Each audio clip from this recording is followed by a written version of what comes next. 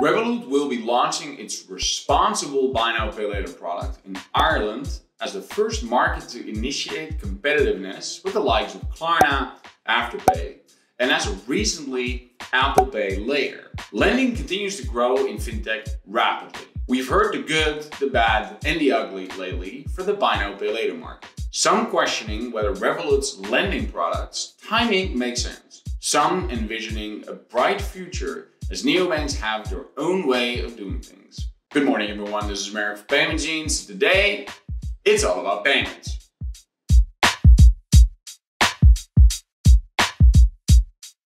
The digital bank plans to roll out its Pay Later offering across Europe, adding Poland and Romania later this year, Revolut said in a statement recently. Revolut, which is building out its financial capabilities and is eagerly working towards financial super app functionality, will allow qualified customers to use Pay Later for purchases of up to maximum of €499 and to spread the cost of a purchase across 3 monthly installments.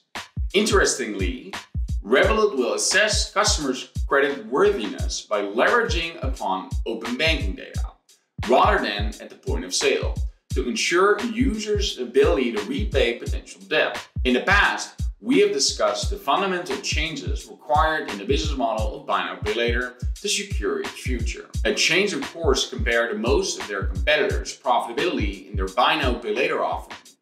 Revolut will require a 1.65% fee per purchase. A 1.65% fee for a purchase you will pay off within 2 months. That's a high interest rate, implied 20% or so APR.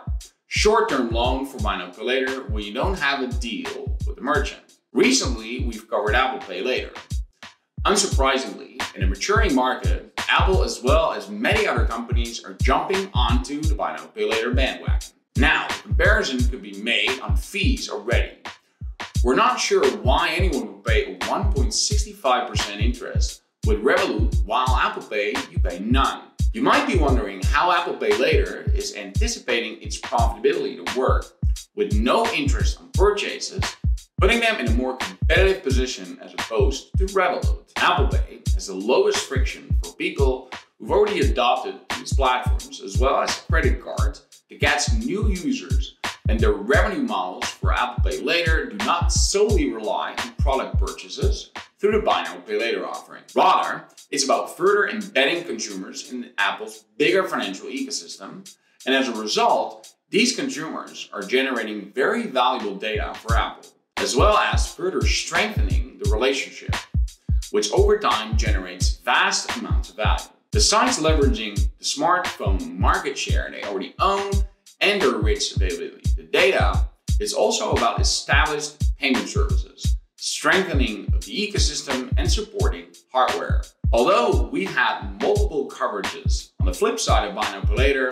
seeing massive amounts of market share go up in smoke and become rather critical about the future outlook of Buy Now Pay Later, key research findings from Australia do actually indicate the following. Buy Now Pay Later contributed to 14.3 billion to Australian GDP and resulted in more than 99,000 full-time equivalent jobs being created or maintained across its economy in 2021. There are approximately 5.9 million active Buy Now Pay Later accounts in Australia, accounting for more than $11.9 billion in transactions.